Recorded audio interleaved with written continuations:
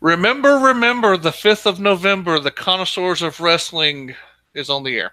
How you doing, folks? Biff Kensington here, joined, as always, by the full house.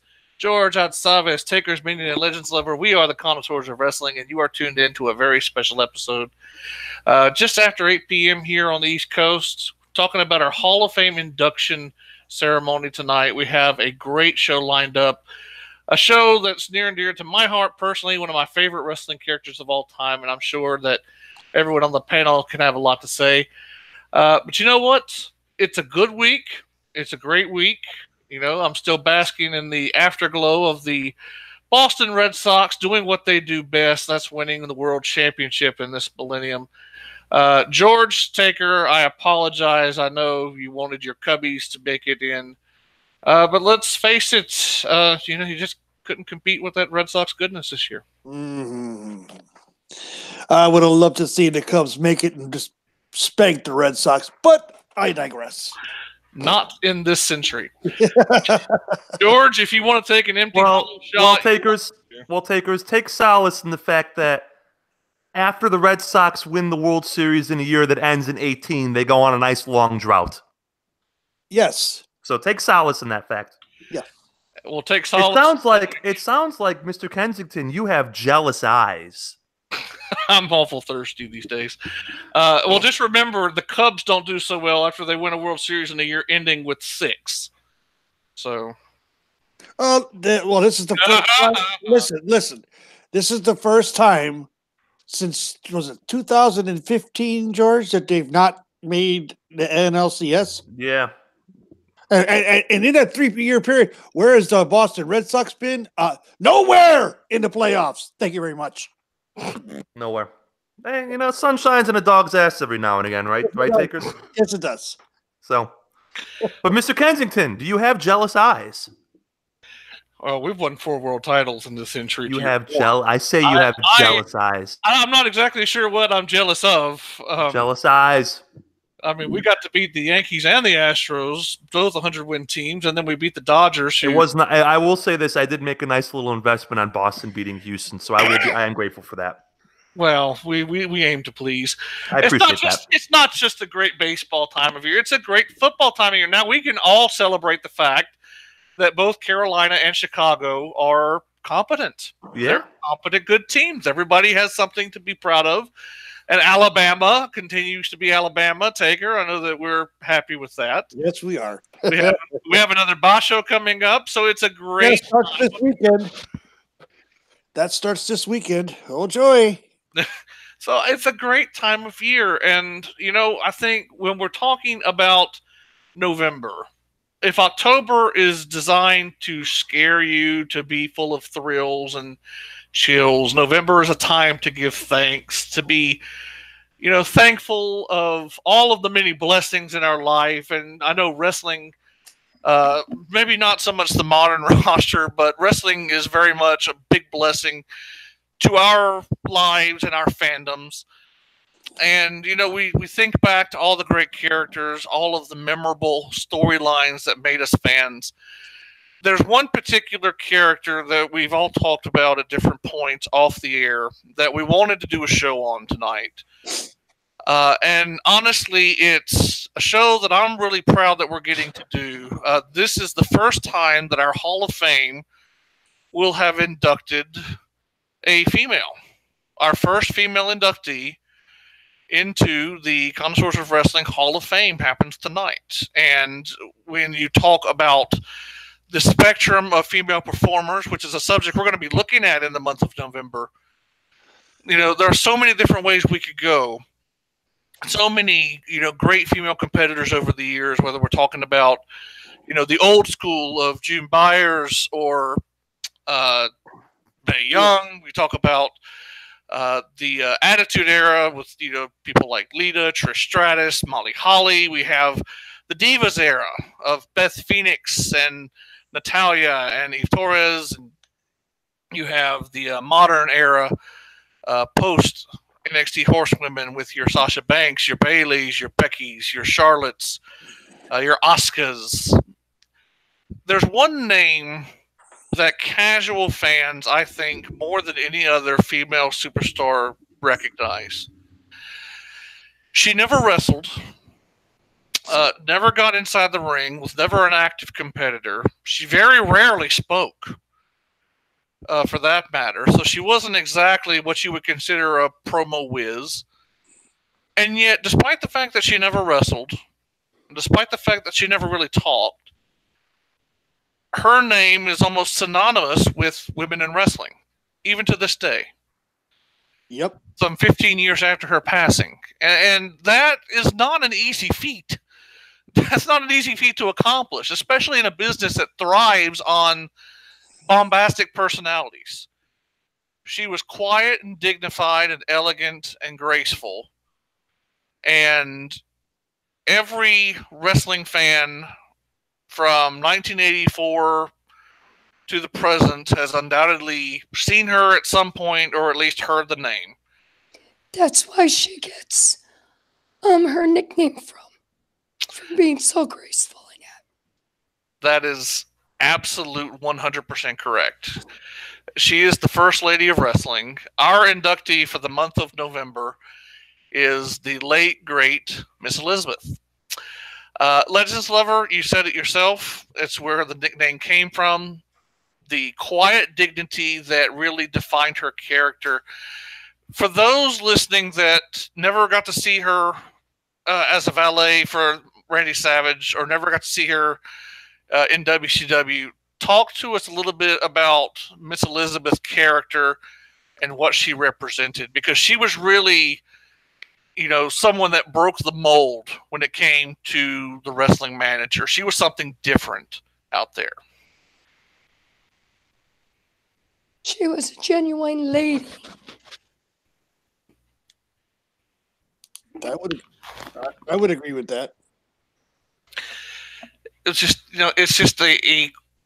it's hard to express in the words, because I think, when we're talking about women in wrestling, there are different eras, and there are different styles that kind of permeate the eras. Like if you're talking about women in wrestling in the Attitude Era or in the early to mid 2000s, it's a completely different connotation from what we have in the present day. In the present day, it's about women's empowerment. It's about women being seen as equals to the men. It's about, athleticism and their quality of the in-ring work, being seen as, true peers of their male counterparts. In the Attitude Era, it was all about the thrills, the sex, the titillation, as it were.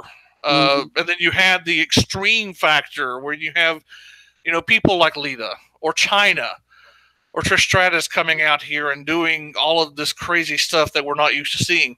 Miss Elizabeth was kind of in that first generation of the golden age in the 80s, where it was about class and dignity and respect, which was kind of flipping the script on its head. That's not what a wrestling manager really was in that time period. You rarely had a babyface manager to begin with. There was only a handful of them. And even when you did have a babyface manager, undoubtedly they had made their name first as a heel, like Captain Lou, who became a babyface, but he was known as one of the great heel managers of the 70s and early 80s before he flipped. Miss Elizabeth, even at the height of Macho Man Randy Savage's heel run, was never presented as anything other than a babyface managing a heel. It was such a weird dynamic. And actually, no. She did actually manage as a heel when she was in the WCW. I do stand corrected. Later on in her career, when she made the jump with the NWO, in the Four Horsemen, she became a heel. But in WWE, which is kind of where she made a name for herself nationally first, she started off as a babyface, even managing the heel character of Randy Savage, who, George, I'm sure you remember, Randy Savage between 85 and 87 was one of the most dastardly heels in all of wrestling. Absolutely. I think, though... He was with Sherry. I think, after 87, but I think with Elizabeth, at her peak... She was the most popular female performer in the history of the business outside of Japan. I think that's fairly safe to say. Yeah. I can't. And when we talk about mainstream notoriety, like I say this all the time on my Thursday show, there's social media reality and there's reality. Don't let the fact that everybody on wrestling Twitter knows who Asuka or Sasha Banks is. No one in the real world knows who these people are. But in the late 1980s, everyone in the real world knew who Miss Elizabeth was.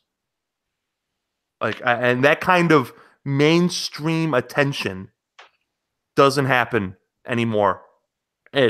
She was an absolute megastar in the first boom period of the WWF. And I want to weigh in on that because I think that there is a misconception that Miss Elizabeth became a household name, not so much on her own merit, but because of who she was with, managing. Because it wasn't common knowledge, except inside the business, that Elizabeth and Randy Savage were actual husband and wife. Now, that obviously would change as time went on. We get to 1991, where it becomes kayfabe that they're married. Ironically, at the same time that their marriage was actually breaking down in real life, but we'll get to that momentarily. A lot of people have the misconception that Randy Savage made Elizabeth famous, but Taker, I'm not unconvinced that the two didn't work to support one another in the rise up. If you take Elizabeth away from Savage in 85 and 86, Randy Savage is not the same character, and vice versa. I don't think that either of them could have worked as well without each other. They were a perfect pairing, and in that respect, even though she never talked much, Elizabeth did as much to get herself over as Randy did. Do you agree with that? I agree with that. I mean, Savage was the talker of the pair. The one thing that I always was drawn to with Miss Elizabeth is that, we have talked about it on several shows that I've been on. And currently there is someone else that actually has the facial expressions game down. And that's what Elizabeth would sell. Miss Elizabeth could sell fear, concern, hatred, love, whatever it was, just on the way her eyes and her face were. She never, like you said, she never spoke or hardly ever spoke. She'd go to say something, Randy would cut her off. That was just, how it worked. But the dynamic worked for her. And no, without the other, they're not well as known. Not known as well. Not as well known. That I will agree with 100%.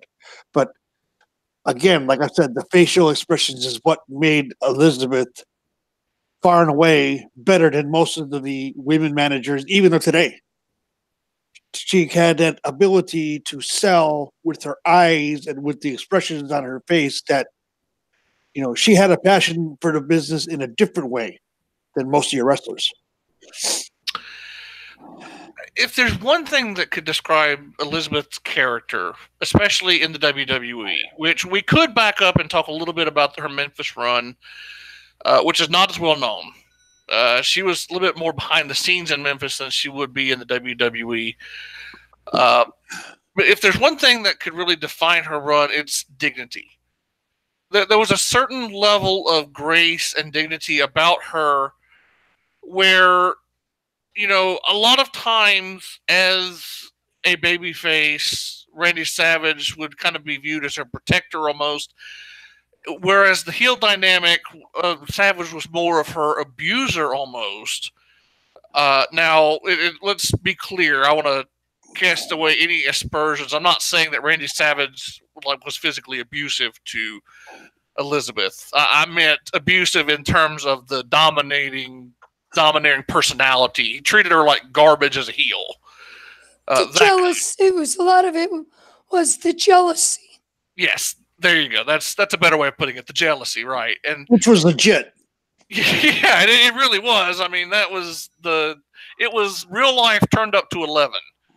what you see is what you got with them. There was a lot of realism interjected into that relationship. But the dignity of Miss Elizabeth was such that you never viewed her as a physical threat, and yet she conveyed a quiet sort of strength that very few managers had in that era. And I think that's the interesting dichotomy for someone who was considered, frail and helpless in the face of, George Steele and trying to kidnap her, or Honky Tonk Man pushing her around when he's trying to beat up on Randy Savage in '87. Even, despite her physical limitations and her stature, Miss Elizabeth, the character, had a sort of quiet strength about her that over the years kind of played out into this really beautiful story with her and Randy.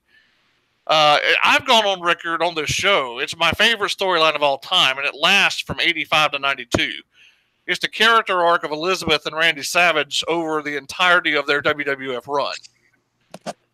It's just one long story broken up into individual storylines that form a complete narrative. And we're going to talk about that here tonight. We're going to talk about some of her most famous moments, some of the great spots that really defined the 80s. I mean, some of the most memorable wrestling angles of the WWF in this period involved Elizabeth. We could talk about WrestleMania 6, the very first mixed tag match, which she was very much a part of. We could talk about the formation of the Mega Powers. I'm sure that's going to get a lot of play here. As much the formation of the Mega Powers as the breakup. We could talk about her introduction into the company and the managerial search that Randy Savage initiated. There's so many different ways we could go. But we got to start, I think, with what was perhaps the most infamous moment of her career in the WWF, which was SummerSlam 1988, the main event. She is probably single-handedly responsible for turning more boys into men that watched the WWF at that time period than any other person ever. George, why don't you lay the groundwork here for us about this quite memorable spot? So the match was Hogan and Savage against Andre and DiBiase. And match is actually pretty good. This was when Savage and DiBiase were at the heights of their in-ring ability, I'd say, especially in the WWF. And they did most of the heavy lifting. Like DiBiase would tag Andre in, and Andre would do like a body slam or the use your butt to attack the guy in the corner spot. You know what I'm saying? And then tag back out. It's like poor Andre. I mean, you could tell by the end he just couldn't move. So DiBiase did all the heavy lifting. But during the match, the good guys were in trouble, and Elizabeth jumped on the ring apron in an effort to distract Andre. Andre and DiBiase took her skirt off and was wearing red Hulkamania red bikini bottoms. And I'll never forget DiBiase's reaction. He sold it by acting stunned, like he was dazed in Mortal Kombat or something. He's standing there and swaying back and forth. And even Andre was like holding his head. The heels were like so great at this, so over the top. And that gave Savage and Hogan the chance to catch their breath. And with a powerful handshake, the forces of light beat the forces of darkness. The Mega Powers beat the Mega Bucks. Yeah. I love that. Mortal Kombat stuff. Yeah, he was. He was standing there like swaying. Finish him. That's what he was like. It's apropos because that was the finish of the match. Savage and Hogan turned the tide right after, and they hulked up. Right after, and of course the crowd was white hot. Well, yeah, I mean, and superstar Billy Graham on commentary. She took off her dress. Yep. No, that was Jesse Ventura on commentary. Well, Jesse Ventura was the special referee because he didn't want to count the three. Remember? Yeah, Jesse was the ref. That's right. And it was the Mega Bucks versus the Mega Powers. I watched this match and I got a whole new appreciation for A, how hot crowds were back then, and B, how great a professional wrestler Ted DiBiase was when it came to actual in-ring ability. Because, like, I missed a lot of his first run, and by the time I started watching wrestling, he was already retired with the neck injuries. So I just knew him as the guy who can cut a good promo and, would screw people over with his money. But I watched this match and I was like, oh yeah, this guy's actually good. Capital A, capital G, you know what I'm saying? He might be the second best seller in that era behind Kurt Hennig. I think the more I watch, I think he may be on my top 20 all-time in-ring list. He's very, very I think he's, like, off the top of my head, I haven't put it together in a while, but I think last time I did this, like 3 years ago, he was like 18th or something. I've never seen a DiBiase match I didn't love. And I love the falling punch. Yep. The falling punch is so crisp. It's such a nice way of doing like a modified elbow drop almost. Exactly. I mean I haven't updated it in a while, but if I was to make like a top 25 all-time workers, and I'm just talking workers, I think I may need to find a spot towards the bottom for $1 Million Man. And that doesn't even count the stuff he did in Memphis, which was also, as you know, excellent. Or not Memphis, Mid-South. That was also excellent. Well, I mean, SummerSlam 88 gets a bad rap as being kind of a lackluster show. There's a lot of good talent on that card. There's a lot of fun stuff on that card. But the main event in particular is important, and not just because Elizabeth took off her dress. When I say took off her dress, I don't mean to imply that she had like a thong on. It wasn't done for titillation. No. It was no. She was wearing a bathing suit bottom, basically. Yeah, like a bikini bottom type thing. So it was less, she took off her dress, although trust me, that was a major factor in this. There was a reason that the copy of SummerSlam 88 my video store had kind of wore itself out at the end of the tape. The old static lines kind of popped up where people had rewound it 50,000 times. But it was more the fact that she got involved physically in the match for the first time. It was the first time we'd ever seen her get physically involved to that extent. Now, she would get involved in matches in the future, especially with Sherry Martel, who kind of became the antithesis of Elizabeth that LegendsLover brought up a little bit earlier. They would have some physical interactions, but it was the first time that she had gotten involved in a match. And it was symbolic of her growth as a character, which I want to talk a little bit about because, when we're talking about someone that doesn't wrestle, they're not telling the story through their in-ring work, but she's also not talking on the microphone. So she's not conveying a story in words either. Her story was told through body language, through her presence at ringside. And LL, you in your lifetime as a fan, could probably express better than anyone else here. Telling a story through body language alone has to be the most difficult way to convey character growth because it requires a certain talent that not everyone has. I mean, Elizabeth was an actual character that grew over time without ever really having to speak. That's not easy to do. No, it's not. With Elizabeth, a lot of it too, you also got to realize is the way the fans fell for her. She's a beautiful woman. She portrayed herself as a lady. She dressed, she was chic, she was, like you said, classy. When she came out, she cheered on Randy Savage. She cheered him on. She didn't really get involved with anything. But like you said before, her facial expressions, you can see everything she was feeling. And that played to the crowd.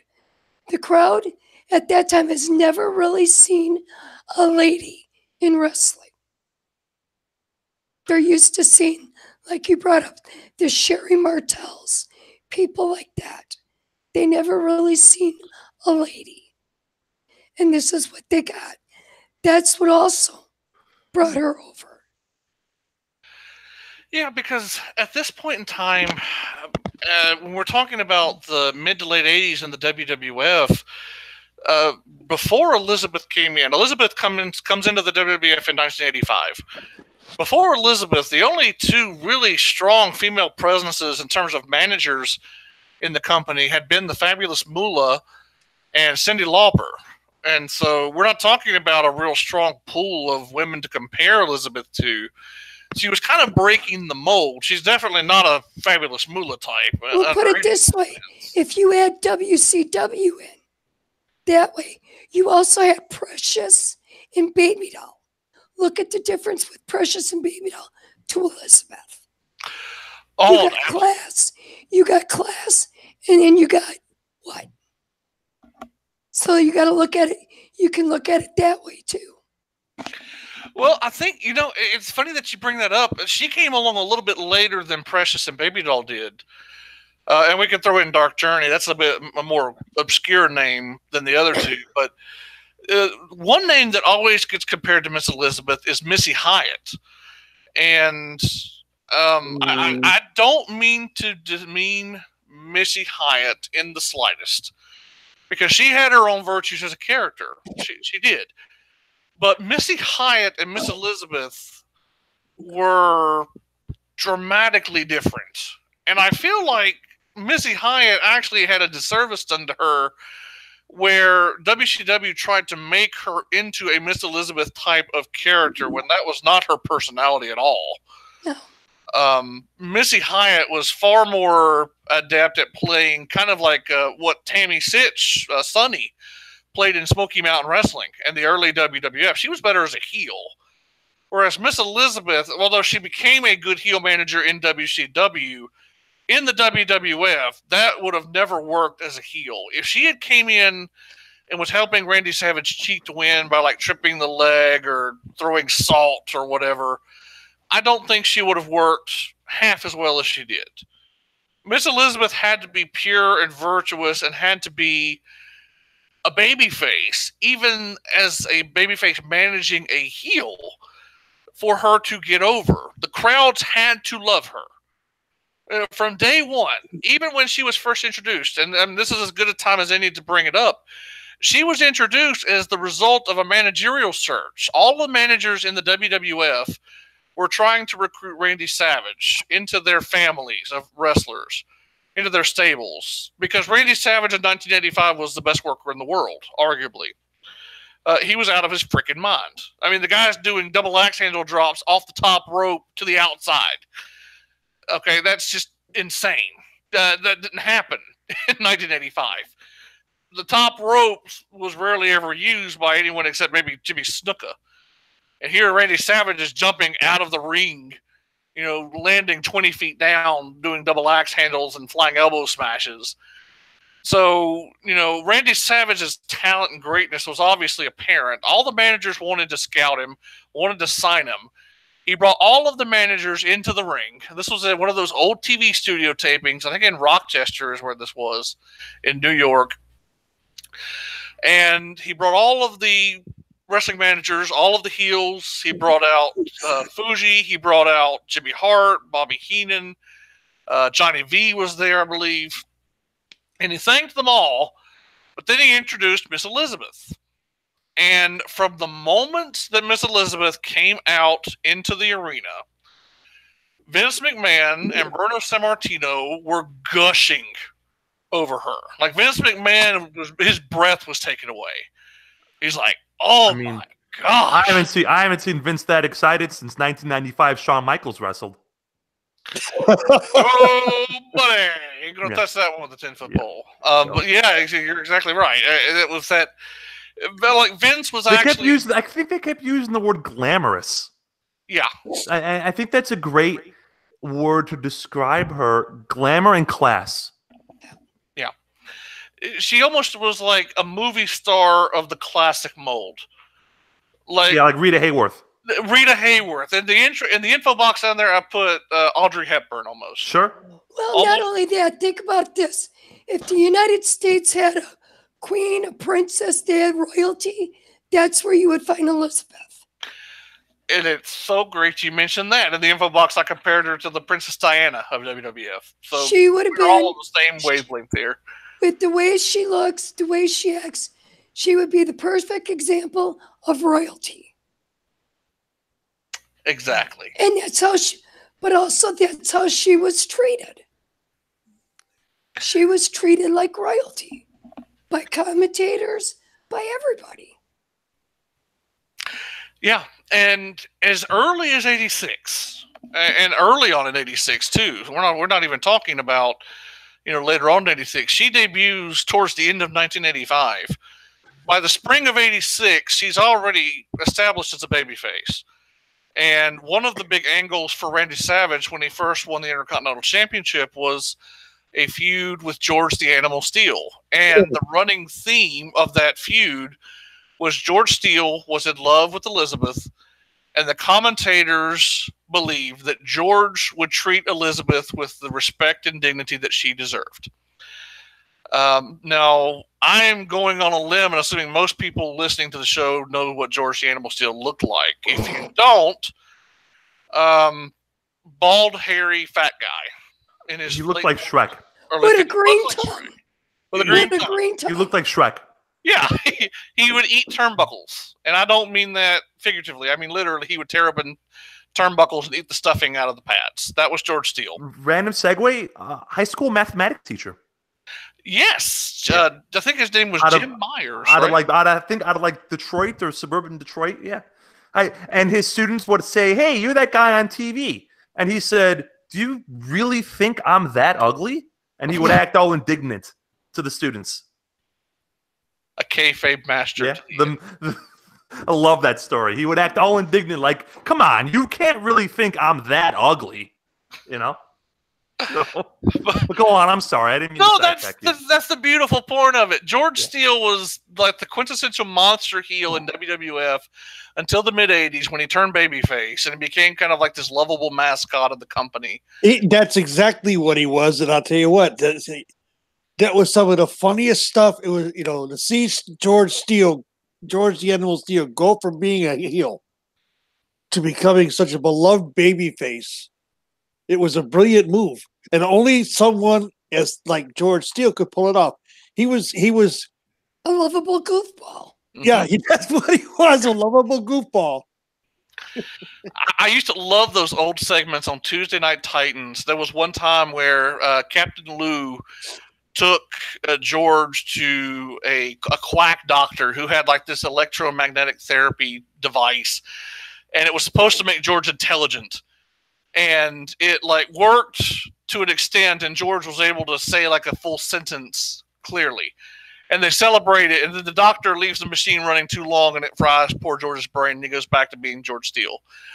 That was the kind of kitsch you got on Tuesday Night Titans. We really need to do an episode on TNT. That show is so campy and so awesome. It's amazing. But, George Steele was this real monstrous character that had become this, almost this mascot type lovable goof. And that was the big part of the draw for that whole feud. And they ran that feud all throughout '86 and even into 1987. The feuds with Ricky Steamboat and the side feud that Savage had with Bruno were all tied into the feud with George Steele. So, I mean, this was a big money drawing feud that lasted for months and months. And it established the fact that Randy Savage was the biggest, I'm trying to think of a PG way of expressing how evil this biggest jealous jerk. Yeah. I mean, he was the jealous jerk / evil jackass character that you love to hate.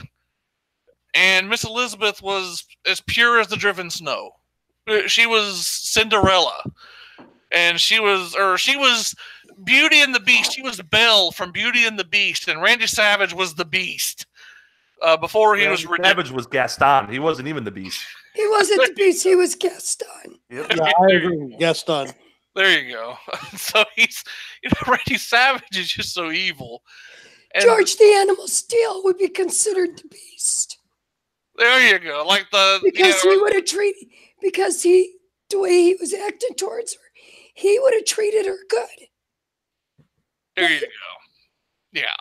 And so I apologize. Disney characters are not my strongest suit, but y'all knew what I was going for there, so that's but that was the purpose of the angle that established the character, and it was that characterization that basically defined both Savage and Elizabeth for the next 7 years in that company. Elizabeth was forever the good, dignified, virtuous soul that was trying to make Randy a better person. Randy would have his ups and downs, but he was always struggling to suppress the madness within him. It was a madness that was instilled in him from the very start in his pursuit of greatness. Randy Savage was in love with Randy Savage, and he believed that he was the best thing since sliced bread. And because he was so talented and he won the Intercontinental title after a cup of coffee in the company, he had the credentials to back it up. I mean, we're talking about one of the best workers in the world for his era. The closest comparison in terms of in-ring work, Randy Savage would best be understood as the Seth Rollins of the 1980s WWF scene. I think that's the best comparison that I could make in terms of, kind of like Avatar. Randy Savage is the Seth Rollins of his era. And that's how good he was in the ring. Randy Savage could talk anyone under the bus promo-wise. I mean, the man, let's face it, he had to have been on some sort of medicinal supplements to get so cracked out in his promos. He was great. In an era of great promos, he stood above. Yeah. So he was always fighting the madness within him. And once they established those two characters for them, you had gold. It was pure gold because Elizabeth could mellow Randy out and could make him a better person. And when that happens, you have a tremendous babyface that people want to pay to get behind. Randy Savage had the impossible task of following the biggest babyface in the history of wrestling in 1988. He was being asked to replace Hulk Hogan. Okay?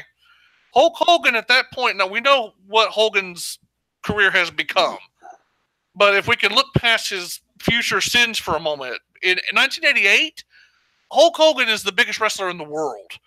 Drew more money than anyone else. And Randy Savage is pegged as the next babyface to follow him. And he did it. There was no drop-off in business in 88. Arguably, the best year they ever had was 1988. I was just going to say that. That was some of the best business they had done. Because we all know, all four of us know, that Hulk Hogan at that point in 87, 88 was getting stale. Yeah. Yes and no. I don't think he was still drawing on house show tours. He didn't need the belt to draw, so you could have kept the belt on Savage another 6 months to a year and had two top-level draws. You could have had Savage as your world champion drawing on one loop and Hogan drawing on the other, and just counted the money. They were counting plenty of money. I will say that. To their credit, they made a ton of money. Because they also had another up-and-coming babyface in the form of the Ultimate Warrior who was making some dinero too at the time. Yeah. Or he went loco. Went loco. He was loco from the day he started in the business. But well, I mean, there was a time when the Ultimate Warrior was drawing money. It just wasn't when he became champion. So, as Intercontinental Champion, Ultimate Warrior made a ton of money. That's why they put the belt on him in the first place in Toronto. But be that as it may, back to Savage for a moment. Savage, he had the unenviable task of following Hulk Hogan, and he more than held up his end. And that was only possible because of Elizabeth. Without Elizabeth, the character doesn't work because there's no modifying influence. And then we're not just talking about this as if Elizabeth was just standing at ringside and she had nothing to do with it. Miss Elizabeth was instrumental in the angle that really solidified Randy Savage as the main event babyface. And we all here have seen it, I'm sure. Talking about Saturday Night's Main Event in 1987, the famous guitar shot angle. Taker, I don't know if it's fresh in your memory or not, but I'm sure you've seen it. kind of lay out the groundwork here. Savage is being pulverized by the Honky Tonk Man, who was the new rising heel. He was like the Elias of that era. Yeah. Or the Elias is the modern day version of the Honky Tonk Man. Yeah. Right. Him and Jimmy Hart. Yeah. And basically, he was about to brain Randy Savage with the guitar. The Hart Foundation and Honky Tonk Man were about to hit Randy Savage in the head with a guitar, and Elizabeth, for the first time ever, gets into the ring and shields Randy Savage and tries to stop Honky Tonk Man from hitting Savage with a guitar. And in one of the more famous instances of a wrestler manhandling Elizabeth, there would be another one that would come after that would up the ante a little bit, which we'll talk about. He shoves her aside. He shoves her down onto the ring. Now, first of all, he was especially lucky that Randy didn't snap and kill him legit, because Randy was crazy. But two, this served as the impetus for Elizabeth to run backstage and bring out the cavalry Bring out Hulk Hogan. in the form of Hulk Hogan. And this is the formation of the Mega Powers. We've seen a lot of super teams in wrestling over the years. The Rock and Sock Connection, the Brothers of Destruction, Degeneration X, Rated RKO. There wasn't ever a tag team in the history of wrestling bigger in terms of these super teams than Macho Man Randy Savage and Hulk Hogan. I argue anybody that wants to challenge that, they can do so at their leisure. But Macho Man Randy Savage and Hulk Hogan in 1988 as the Mega Powers, I mean, we're talking about nuclear bomb of wrestling super teams. You're not topping that tag team for sheer star power. And not in 1988. I would argue never before have two stars of such magnitude got together to form a tag team unit. And Miss Elizabeth was at the centerpiece of that. She didn't take a back seat to these dynamic personalities. She was out front. She was leading the charge. You know, it was known in the storyline on air, you know, from Gorilla Monsoon and Vince and anyone else on commentary. Elizabeth was the leader of the Mega Power. She was the guiding hand. Yeah. So, I mean, here again, you know, Miss Elizabeth. She was also good. She was also the catalyst that drove them apart. Yes, and you talk about a rough storyline. Jealousy. Yeah, this broke young Biff's heart as a kid because Randy Savage went evil. And that's probably what made their reunion that much more powerful in 91. But we can talk about that breakup now. George, lay out the scene for us here if you can. The Mega Powers are running wild in 1988. They've got basically the entire world behind them.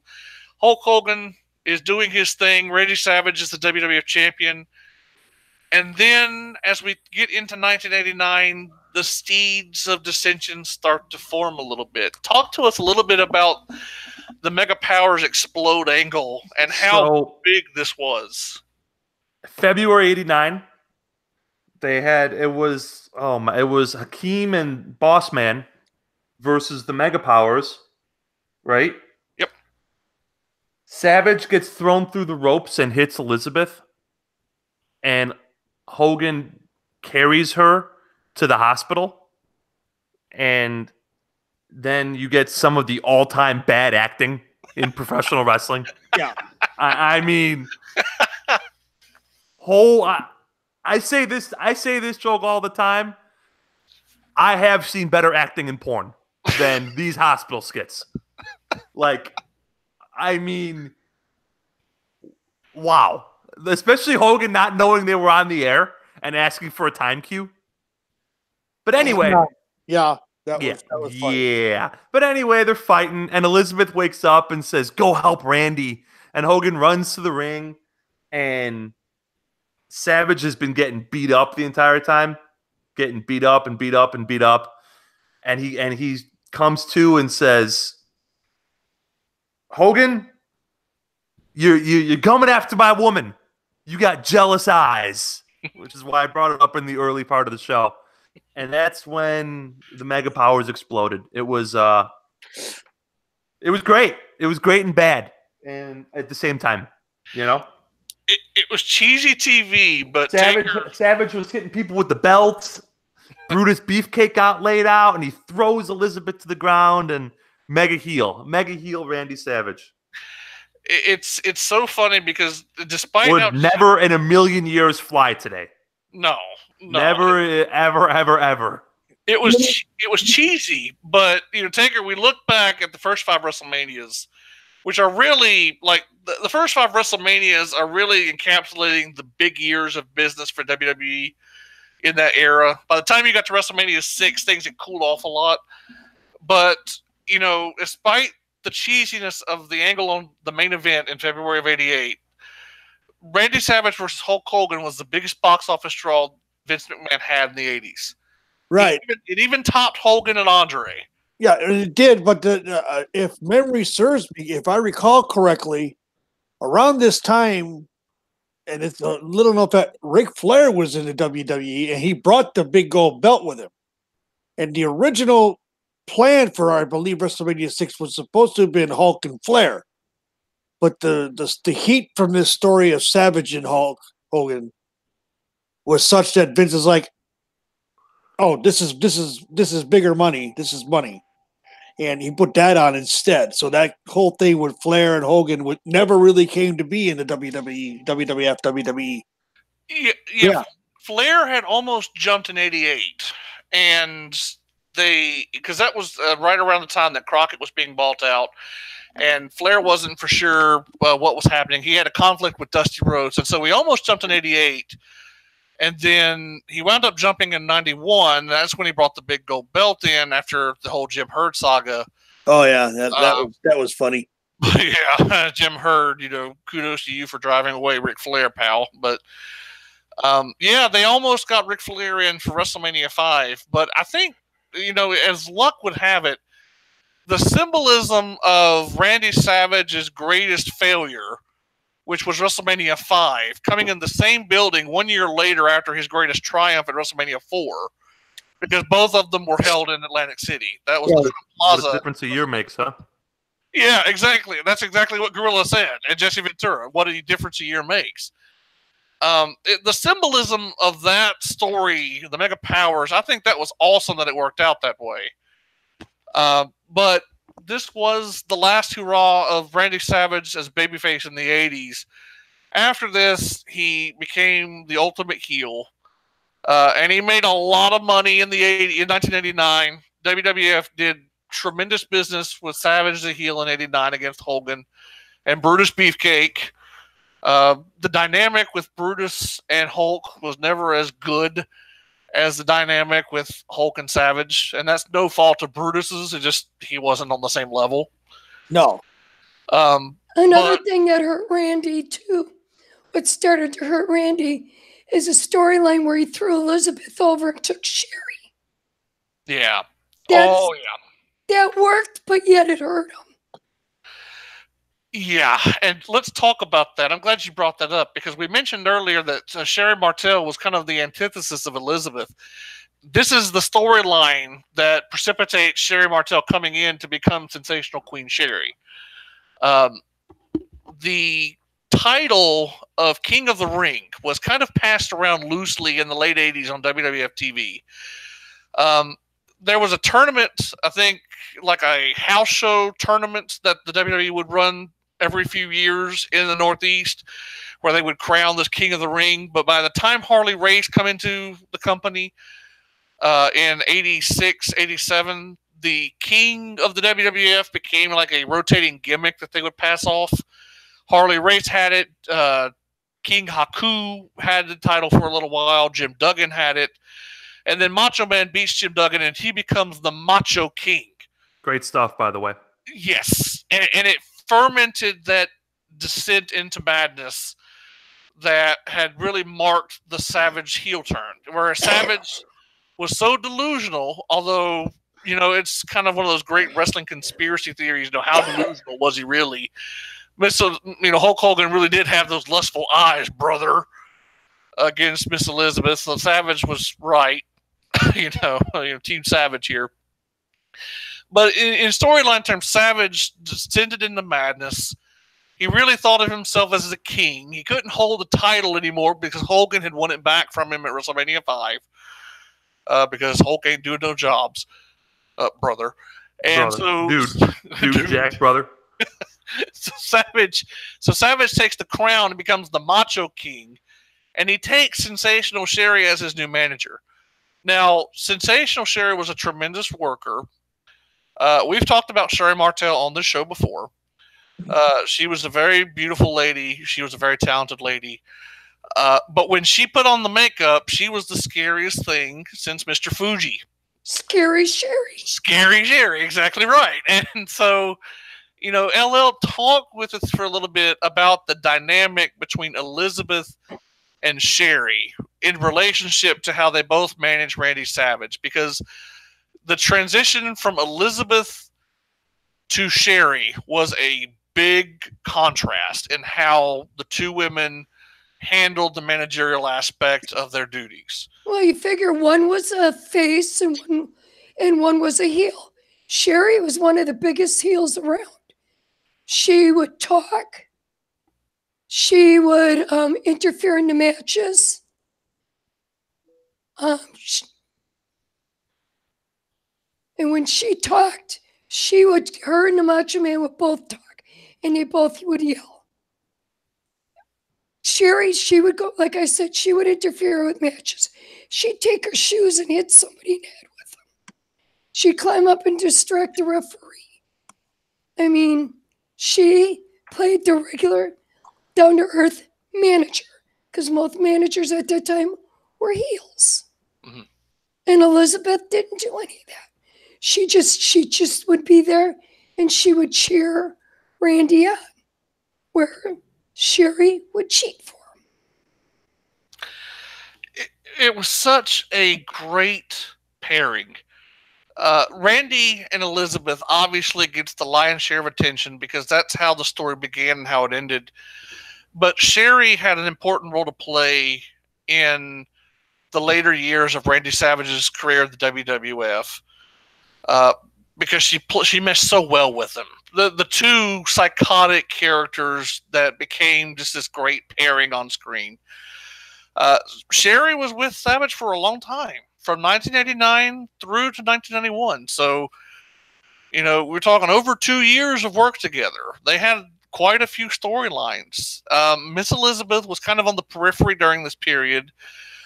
The basic storyline was that Elizabeth was heartbroken over Savage's heel turn. They didn't call it as much in that era, but Savage going to the dark side of the force, so to speak, had kind of made Elizabeth sad. Elizabeth was nominally established as an antagonist towards Randy Savage and Sherry. She cornered for Hulk Hogan and Brutus Beefcake at SummerSlam 89 against Randy Savage. Probably the most famous instance during this period was at WrestleMania 6 in 1990 when Miss Elizabeth was the manager, the quote-unquote crown jewel of wrestling for the American Dream Dusty Rhodes and Sweet Sapphire. This was the first ever mixed tag team match. It's kind of hard to believe, but this was actually the very first mixed tag team match in the history of the WWF. It was at WrestleMania 6 in Toronto Skydome. Randy Savage and Sensational Sherry took on Dusty Rhodes and Sapphire. And this match, if for no other reason, is worth great comedic value. Jesse Ventura was indignant on commentary. He could not stand Sapphire. And I mean, from the moment her weight was announced, Jesse Ventura just went off on a tangent. He was just, you could, it's like Corey Graves today. You listen to Corey Graves on commentary and you know that Corey Graves really like someone even when he's talking bad about them because he's giving compliments, you know, like veiled backhanded compliments or whatever. It's kind of the same thing with Jesse Ventura, only in reverse. He couldn't stand Sapphire, and so he's just sitting there talking crap about her the whole match. But it was high comedy to listen to if you've never seen it. The match itself, not bad. I mean, it's not the greatest thing ever, but it's an interesting match. It was comedy. Yeah, it was a comedic match. That's pretty much all it was for. But really, that was kind of a low point for Randy Savage as a character. This was the last time we would see Elizabeth until the next year in Los Angeles at WrestleMania 7, which is obviously something that we're going to touch on because it's one of the great moments in the history of the company. Oh, yeah. But to lay out the story here, and everyone here knows this story, from the time Elizabeth had debuted, she was always kind of this force of light, this beacon of light to Randy's darkness, the yin to his yang. The better angels of his nature. Yes. That's great. She was the better angel of his nature. She had become his enemy after WrestleMania 5 and had sporadically kind of contested against him. But Elizabeth, it was very obvious that she never took any pride in being against Randy. She never gloated in his face. Now, she would attack Sherry. She slapped Sherry, and she's actually the reason that the Savage and Sherry lost the mixed tag match. She actually pushed Sherry into a small package, and that's how the match ended, or a roll-up, rather. But in terms of Savage, Elizabeth and Savage, the relationship was always viewed as strained. But she never took any joy of beating Randy. And that's important when we come to WrestleMania 7. Now, Savage had become more and more delusional as 1990 progressed, to the point where he started trying to pick a fight with the Ultimate Warrior, who was the WWF champion at the time. And he wanted a title shot. And the Warrior, for reasons that have never really been adequately explained, would not give Randy Savage a title shot. There was a very weird episode of Superstars where Sensational Cherry tried to seduce Ultimate Warrior on TV. I have vague recollections of this where she tried to undress him. He was wearing his Ultimate Warrior jacket at the time. It was weird, but it also fit into like this growing despair and desperation that Randy Savage as a character had. Basically, Randy ultimately attacks the Warrior at the 1991 Royal Rumble and cost him the WWF Championship against Sergeant Slaughter. He hit him in the head with a scepter. This allowed Sergeant Slaughter to win the title, in which was probably one of the most shocking WWF title matches to that point, because nobody expected Warrior to lose a title here. Savage and Ultimate Warrior have a blood feud from this point on, and it culminates at that year's WrestleMania in Los Angeles in a retirement match. The loser would retire. It was a great match. It was probably Ultimate Warrior's best ever match. Would y'all agree with that? That it was the best match Ultimate Warrior ever had? Yeah. And I put that all at Randy. Yeah. Because Randy carried that match, I believe, anyway. I lean very slightly to Hogan Warrior, but not really a hill I want to die on, you know? I think Hogan Warrior is a marginally better top to bottom. I just think it's a bigger moment, bigger impact. The crowd elevates the shit out of it, you know? That is a good main event. That's a very good debate to have, because yeah, it is. But it's not, like I said, it's not really a hill that I want to die on, you know. Yeah, well, there's only 3 matches I think that Ultimate Warrior is in that are even in the conversation. What's your third? I'm curious. I have the same one in mind, probably. Well, to be honest with you, I am a huge sucker for the Intercontinental title match at SummerSlam '89. Is that the one in the cage? No, No, this it's was 90. SummerSlam 90. Yeah. Okay. This was Rick Rude defending the Intercontinental title against the Warrior after he had won the title at Atlantic City. I like their cage match at 90 with Bobby Heenan taking bumps, and it's a fun little match. Yeah, it was a good match too. SummerSlam 90 is dramatically underrated. That is an awesome show. Yeah. Philadelphia's crowd was super hot in Philadelphia. Go figure. The Spectrum was rocking. But God, that's a name. There's a name. The Spectrum. The Spectrum. Yep. Oh yeah, Philadelphia Spectrum. That was one of the most recognizable venues. Such a great wrestling venue. It's right up there with the Rosemont Horizon and the Maple Leaf Gardens and MSG and Boston Garden for me, in terms of memorable WWF locations. But yeah, SummerSlam 90, the main event was really good with Rude and Warrior in the cage. I loved the Intercontinental title match the year before, but other than that, Hogan Warrior at WrestleMania 6, and then Savage Warrior at WrestleMania 7. Those are honestly the only matches really in contention, I think. Randy Savage wrestled the match of his life, basically. Mm-hmm. He gave him like 6 elbow drops. Yeah. Really killed his finish. Yeah, he sacrificed his finish because he was legitimately going to retire. Exactly. Go out. There's no point in saving it. Exactly. So he was legitimately going to retire after this match. I can remember one statement that sticks out in that match. That particular match of Bobby Heenan said on commentary, "We're watching the death of the Ultimate Warrior," is what he said. Oh yeah. This is such a perfect match. It was such a great match. This is Bobby Heenan and Gorilla Monsoon on commentary were fantastic. The story, Warrior and Savage are at different points. They're like shocked that the other kicks out, because there was a spot where Warrior, I think, hit a press slam and Savage came out 2 and shocked everybody because that never happened before. And at least anyone other than Hulk Hogan had never kicked out of it.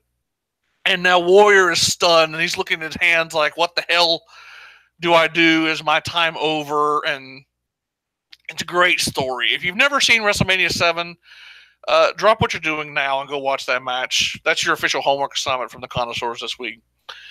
But the important thing to our discussion, during the match, it is established on commentary, on the show, they have the camera focused on her.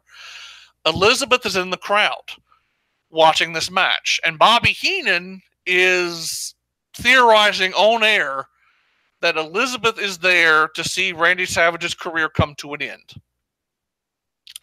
And if you've never seen the match, spoiler alert, of course, Ultimate Warrior wins. He gives them like 3 shoulder tackles, and Savage is just knocked unconscious, and basically Warrior pins him with the foot on the chest. One of the most famous visuals in WrestleMania history.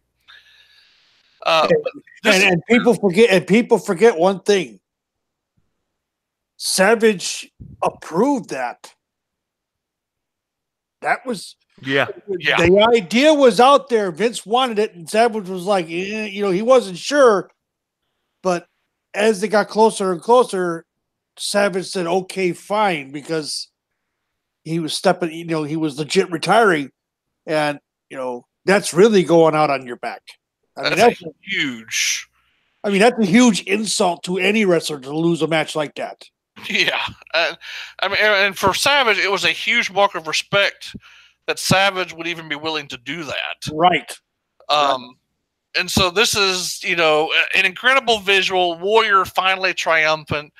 Warrior is not his usual self. You get the sensation after watching this match that these two guys have just been through a war. Warrior's not the same. Savage is kind of stirring in the ring. Sensational Sherry, who has been with Savage since '89, so we're in 1991 now for clarity's sake in the timeline. Sensational Sherry goes ballistic, and this is where the match gets its legendary status. The match itself was legendary in its own right. This is where it becomes immortal. Oh, yeah. Sherry starts beating up Savage. That's her meal ticket, Gorilla famously says. She was pissed. She was in fuego. She just starts kicking the crap. I love Sensational Sherry. She is such a great I character. loved her. I know I've said that before, but she was so awesome. She But- is beating So the great. star. The funny thing is she wasn't the only one that was pissed. Oh yeah. It was such a powerful moment. Sherry just starts beating Savage, and like on a dime. I think people knew what was about to happen. I mean, Savage came into the building and he was booed out of the building. And then by the time he left, he was being cheered like no other. But what basically winds up happening, Sherry is beating down Savage, and the camera keeps cutting back to Elizabeth. And Bobby Heenan, throughout the entire match that they would show Elizabeth, was hypothesizing Elizabeth was there to see Savage lose. But after the match, they cut back, and Heenan is like, it looks like Elizabeth's crying. And Gorilla's like, she is crying. And it cuts to Elizabeth, and she's had enough, and she jumps the barricade. And in the words of Pat Patterson, the LA Sports Coliseum went banana. Okay. Elizabeth runs down to the ring, jumps in under the ring, grabs Sherry by the hair, and hurls her out of the ring. And the crowd is just going gonzo. Flashes, the camera flashes are going off. The people are jumping up and down. Sherry, of course, is incensed. Earl Hebner has to grab a hold of her and try to get her out of there. Randy Savage does not realize what's happened. He is still trying to get himself up off the mat. Doesn't realize that Elizabeth is in the ring now. He kind of stands up and he almost punches her, thinking that it's Sherry. But he stops himself when he sees that it's not Sherry. And then he looks outside and he sees that, Sherry is sitting there screaming, pointing a finger at him. And then Savage connects the dots that Elizabeth had thrown Sherry off. Elizabeth begins to cry. And Heenan is like, she's in love with him. And Gorilla, the perfect answer, she's loved him since the beginning. And the two hug in the middle of the ring. And people are legitimately crying. Yep. This is not a BS talking point. They actually show people crying. As a matter of fact, it's one of the funniest things I've ever seen in wrestling. Poor Gorilla. They showed this one woman, and I'm not trying to disparage anyone or judge anyone, but she was not attractive. She was not easy on the eyes, let's say. And Gorilla, in his most innocent, explained voice, said, "Look at that." Yeah, it's so funny. But people were legitimately crying. They were busting into tears, men and women. That literally the camera just panned around the audience for like 2 minutes, just showing different people crying in the audience. It was so emotional. Savage puts Elizabeth up on his shoulder, and they wave to the crowd. Savage kind of takes a few last bows because he's lost his retirement match and he'll be leaving. And then the famous spot at the end where Elizabeth, all those years, had held the ropes open for Savage. And now Savage is going to show that he has truly put the darkness behind him. He is a better man now. He holds the ropes for Elizabeth. People start crying again. Yep. And they walk out of the LA Sports Arena holding hands. Guys, I kind of set out the whole thing for those that haven't seen it. Talk about the emotion of this moment. To this day, it is still one of the greatest romance angles that WWE has ever done. It's one of the all-time great angles in wrestling history. It is a moment they keep trying to recreate over and over and over again, but they can't. You can't. It's just... They caught lightning in the bottle. Yep. With that, and it worked once. And it's one of those angles that worked once and only will work once. It's perfectly said, my friend. Perfectly said. You talked about people crying in the crowd. I mean, it was very touching. And I remember I asked a bunch of people, hey, I'm one of my things. I'm in a new relationship. This girl has never watched wrestling. What should I show her to tell her why wrestling is great? And someone said this. You should show her this. Yes. Because this is wrestling. Like, in all of its soap operatic campy glory. Like, this is as much professional wrestling as any 70-minute Okada Omega match is. Right. You know? They're just two sides of the same coin of why we love wrestling, is for shit like this. And I'm sure you showed it to her, and she. I haven't yet. You know, you haven't, but I will though, sooner or later. I'm saying that'll probably hook her in. Yeah, it's just, this is why stuff like this is why we love this wacky ass endeavor. You know, and the thing about it is that this was a long-term storyline, long arc story. 2 years. It took 2 years to get there. Yeah. I mean, honestly, you could even extend it back and throw the Mega Powers angle and everything before that. Make it 3-4 years. But the thing is that it's, there was always subtle plays or subtle hints towards what was going on, always. But nothing ever blatant, nothing that you could, point to and say, aha, WWE is doing X with this. No. Right. They just let it naturally go on its own. It was organic, it was natural, and the relationship between Elizabeth and Randy was Randy couldn't say Elizabeth. He always called her Elizabeth. It's like he got stuck on the H at the end, but it was organic, it was natural, it was real. It felt real, which was important because they were married in real life during this time. And one of the reasons that Savage had retired, Savage and Elizabeth wanted to have children. And Randy wanted to get off the road. He wanted to recover for a little while. He wanted to have a family. Their marriage had kind of been faltering a little bit. So this actually leads into the summer of '91, where Randy kind of transitions into a commentary role for the WWF. He's not actively wrestling, but he becomes a commentator. This is where we get the famous match made in heaven with Randy and Elizabeth getting married on screen at SummerSlam '91. This was actually the main event, so to speak, of SummerSlam '91. It was it was what closed out the VHS tape. They had the match made in hell, Hogan and Warrior taking on Slaughter, Adnan, and Colonel Mustafa as like a 3-on-2 handicap match. Sid Justice had come out as just an awful match. it was garbage. Poor the team of the heel trios, like, just Hulk Hogan was the best worker in this match. Just to tell you all you need to know. Yeah.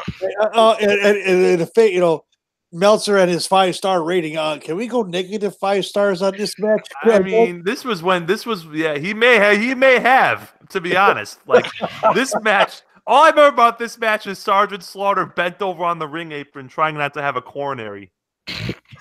Yeah. And it was bad. It was bad. And please don't take that as an indictment of the whole show. SummerSlam '91 is one of the greatest pay-per-views of all time. If you've never seen SummerSlam '91, you owe it to yourself to watch it. That show is really fun. Just skip the main event and go straight to the wedding. Let's see. Had that really great Bret Hart Mr. Perfect match.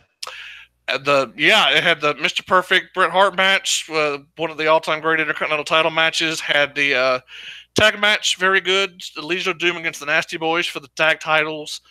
The Jailhouse match, one of the most humorous matches and segments. Big Boss Man and the Mountie, with Mountie getting arrested and thrown into the New York jails. That was high comedy. Oh, this looks like fun. You ready? Yeah. Ricky Steamboat, the British Bulldog, and the Texas Tornado versus Hercules, Paul Roma, and the Warlord. It's not as much fun as you would think. Oh, it's too bad. It's not. But that's too bad. You would think on paper that match sounds like hot fire. I'm like, all right. I got. By the way, I have But a quick it tease. was actual cool shit. A quick tease for Thursday's show. And My match of the on week Central. involves Ricky Steamboat. So Okay. stay tuned. Okay, Yeah. so we're looking forward to that. Involves the dragon himself. Well, he was the dragon here. He did actually spit fire, but that was as close to the hot fire as this match came. But don't let that dissuade you. I mean, it was an okay match. It wasn't nothing special, but the whole show, especially the interaction with Roddy Piper, Bobby Heenan, and Gorilla Monsoon on commentary, that was the only three-person commentary team that I've ever really liked. They were great throughout. It was a fun show, a breezy show. It's kind of like the last true Hulkamania era show. Because after that, we go into Survivor Series 91, which is kind of the transition period to where we're slowly starting to now morph into what would become the new generation. It took a few years to get there, but that was kind of like the transition period. Where now we have the Undertaker's on the scene. He wins the first heavyweight title on that show. It's like one of the last nails in the coffin for Hulkamania. It's a transitional period. So that's SummerSlam 91 to Survivor Series 91, a fascinating time in the company's history. But one of the big storylines during that period was a feud between Jake Roberts and Randy Savage. Oh, yeah. I'm on record. This is the greatest wrestling angle of all time that did not have a true payoff. Well, I mean, I'm still waiting for one memorable Jake Roberts match in terms of in-ring ability. So I get why it didn't have a true payoff. Well, let's all that whole what it all boils down to. This whole angle is that Savage and not so much Savage. It was Jake Roberts and Undertaker were working together, quote unquote, working as allied together. And Jake had just lost a match to Savage, who was now reinstated and back. And the whole angle, I think the whole chair incident to the back is what you're talking about, if I'm not mistaken, Biff. And I think all that was used for was to jumpstart the feud between Roberts and the Undertaker.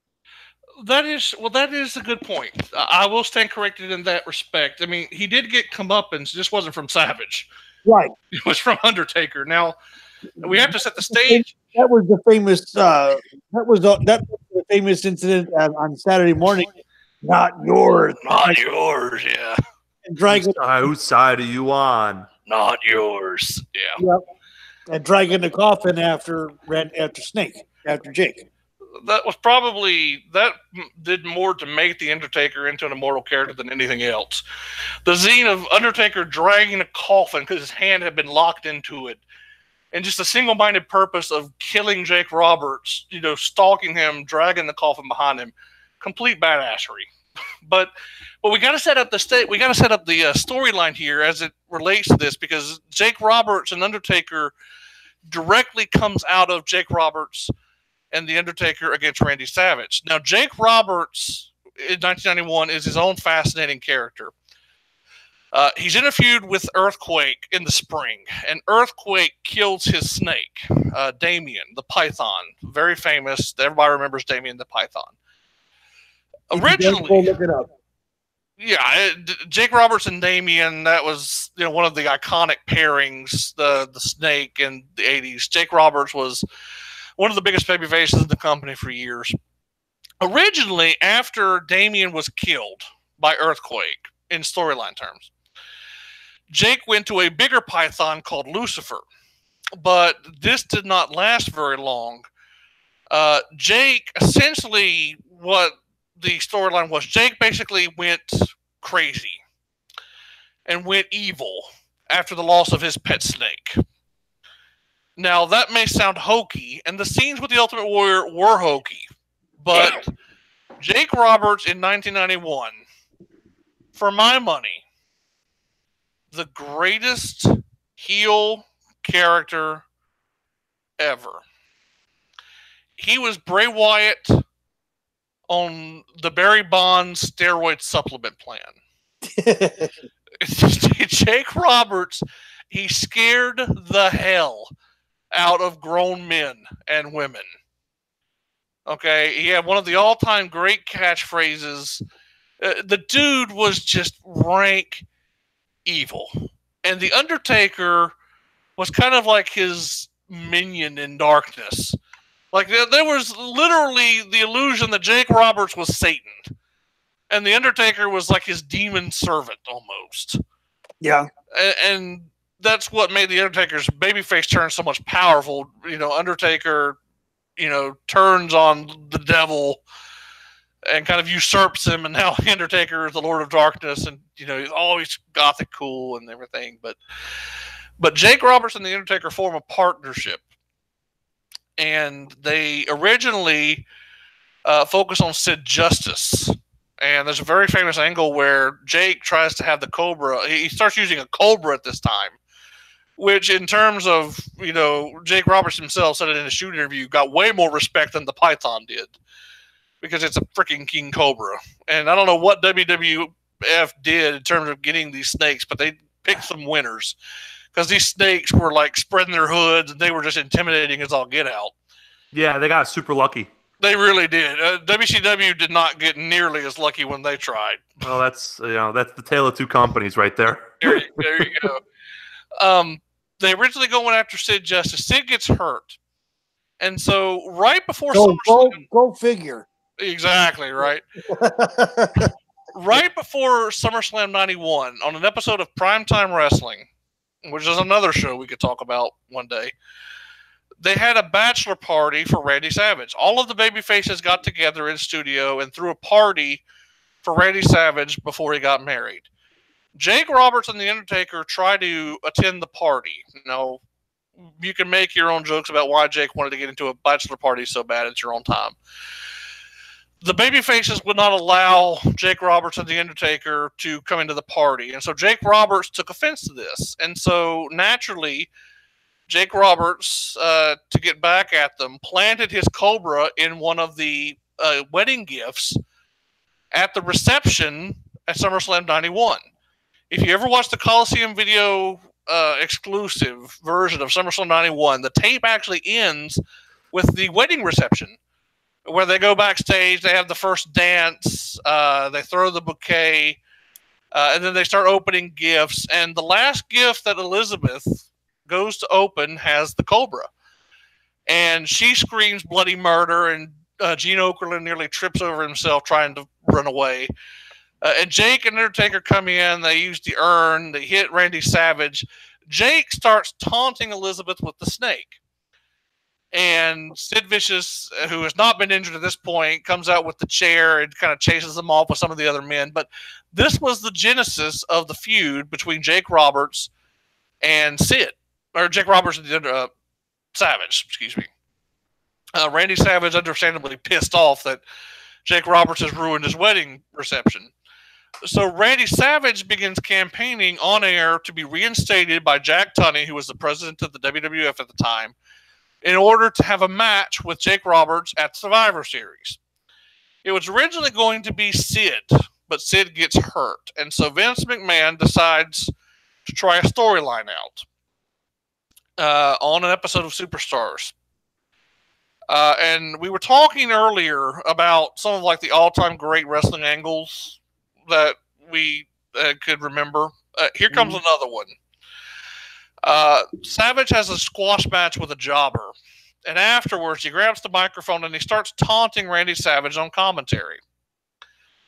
Savage basically has had enough, and he starts to go down the aisle like he's going to confront Jake Roberts in the ring. Now, the storyline is, if Randy Savage attacks Jake, he'll never be reinstated. He'll lose his chance. He'll be fired from the WWF. Jake Roberts will win, etc. Well, the referees are trying to pull Randy Savage away from Jake. And Jake uses the confusion to blindside Randy Savage. He clotheslines him. He posts him. He starts beating him up. He throws him back into the ring, and then he ties him in the bottom rope. So Savage can't escape. He's locked in the ropes. Roberts goes and he gets his Cobra. And one of the most gruesome, frightening, and awesome wrestling angles of all time. Jake's Cobra bites Savage on the arm. And Vince McMahon is freaking the freak out at ringside. He's like, my God, this is not supposed to happen. And paramedics come rushing down. And Savage finally frees himself, but he's woozy because the snake hasn't been devenomized in storyline terms. Jake Roberts just sitting there laughing at Randy flailing about. The snake is just in their full spreaded hood, looking like evil personified. Elizabeth runs down, screaming bloody murder, trying to get Randy out of the ring. Roddy Piper runs down. At one point, Roddy almost gets bit. And Savage is just rushed to the hospital. He collapses off the gurney in the aisleway, complete and utter pandemonium. Children are crying in the audience. And Vince McMahon, one of the all-time great calls, Jake Roberts, he's snapped, he's sick, and he's just freaking out. It is absolute anarchy. It is tremendous. And this is the storyline that gets Randy reinstated, and it sets up a match for the week after Survivor Series.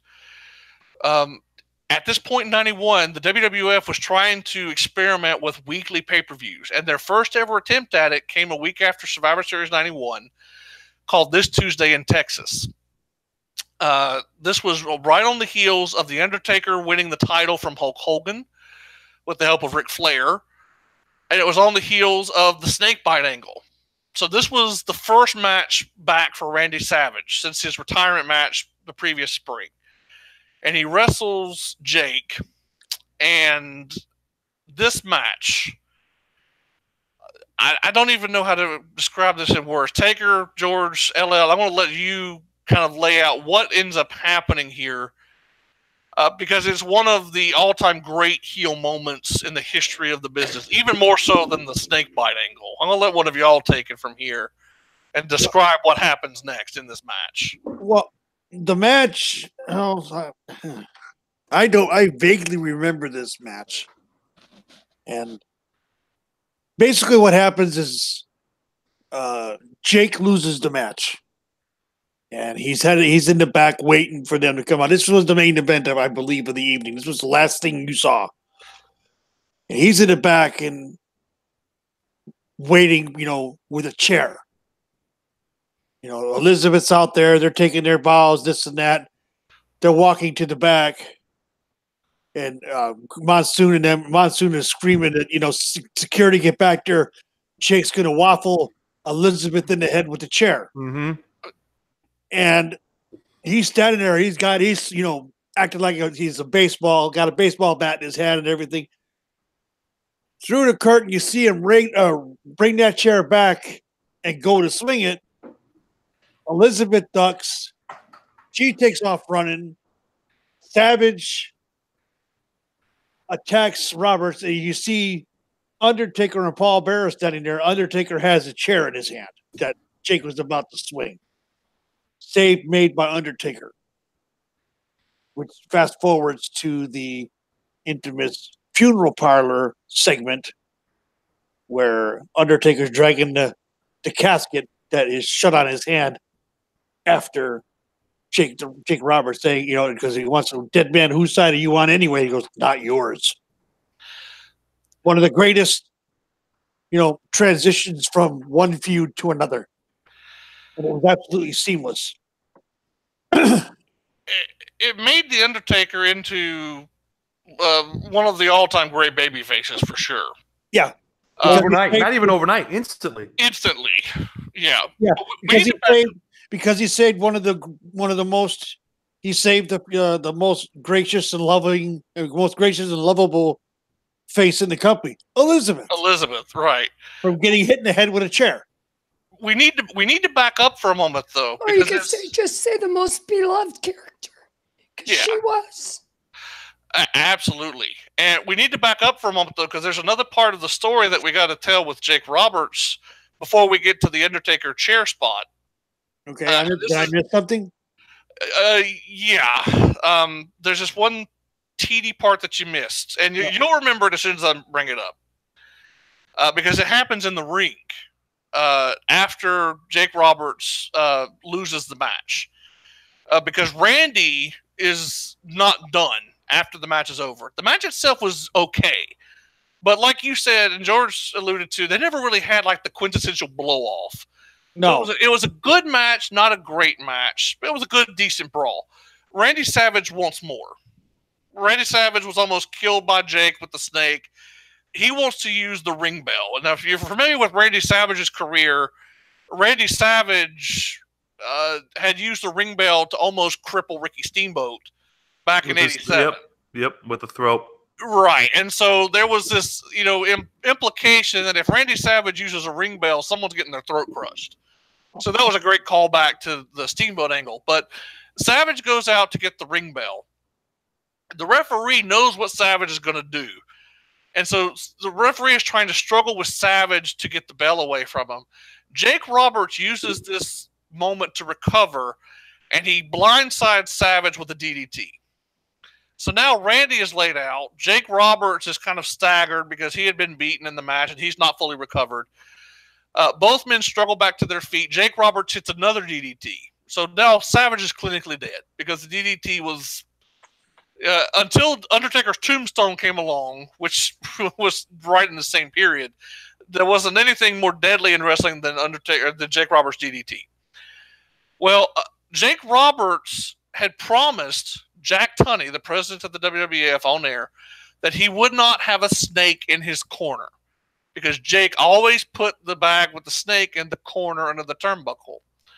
So Jake goes to leave, but then he kind of stops and does an evil little outsmart everyone. He put the snake under the ring. And the commentary is freaking out because they've just seen 2 weeks ago that Jake attacked Savage with the Cobra. And now Jake Roberts is going to finish Savage off once and for all. Well, here comes Elizabeth.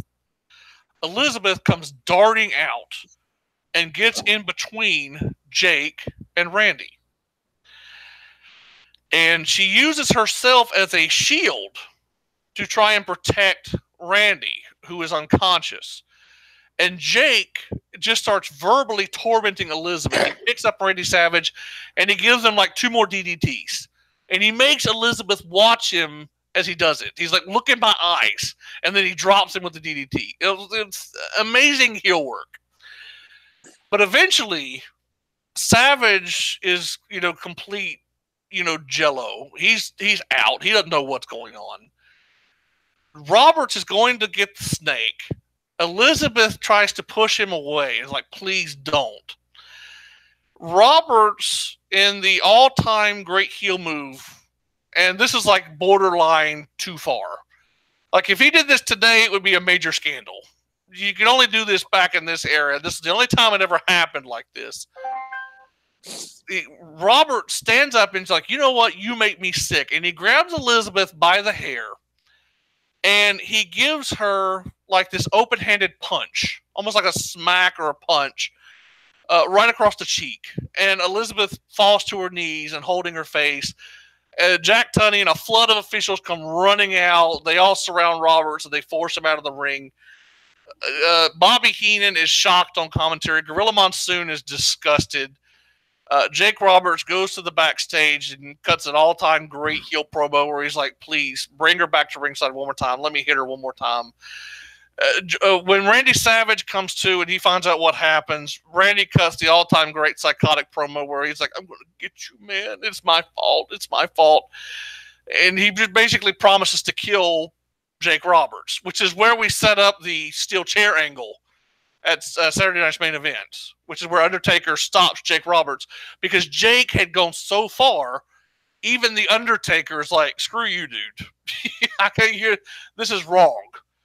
And so we get the great funeral parlor where Jake is incensed and Undertaker stops him from using the chair. And as we have said, this is, where Undertaker kind of takes off on his course through history. Jake asks whose side he's on, and Undertaker says quite clearly, not yours. And in the process, probably becomes the second biggest babyface in the company. Maybe behind Randy Savage at that point. he becomes the number 2 babyface for a time. Yep. And then he gives Jake the ultimate comeuppance by tombstoning him on the floor, which, that was as good as, killing Jake Roberts dead as a doornail anyway. But that was the Legends of the Undertaker. And Undertaker would be a babyface from that moment on until, 1999? Yeah. Yeah, 98 maybe? Ministry of Darkness stuff. Yeah, Ministry. Yeah, so that's one of the all-time great babyface runs was kicked off. And the thing about it is William Moody, Paul Bearer, God rest his soul, would say they didn't change a damn thing about the character. Nope. And you bring that up. They didn't change anything about Jake Roberts when he turned babyface. He just started feuding with Ted DiBiase. Yep. The great characters, you don't have to turn them. No, you don't. Because when you change the character, you change what made them popular in the first place. Exactly. So, yeah, that's how they used to be done. Kids, wrestling promoters used to be competent. They used to know how to turn people. Yeah. Basically, you take a heel, 2 heels, and you have one go over the other one, and it ends up turning babyface. Yep. They tried to turn Becky Lynch heel, and they made the biggest babyface in the company. So, there you go. There you go. You're not wrong. Becky Lynch. Yeah, this used to make sense, but no, Elizabeth gets punched, and that was the only time, other than Honky Tonk Man kind of pushing her aside, that she had ever been physically attacked. And Jake Roberts is now like molten hot as a heel. He's a bigger heel than Ric Flair. If you can out-heel Ric Flair, Jesus Christ. You're doing something right. If you can out-heel Flair, which he did. And look who got him there. Yeah. Miss Elizabeth. There you go.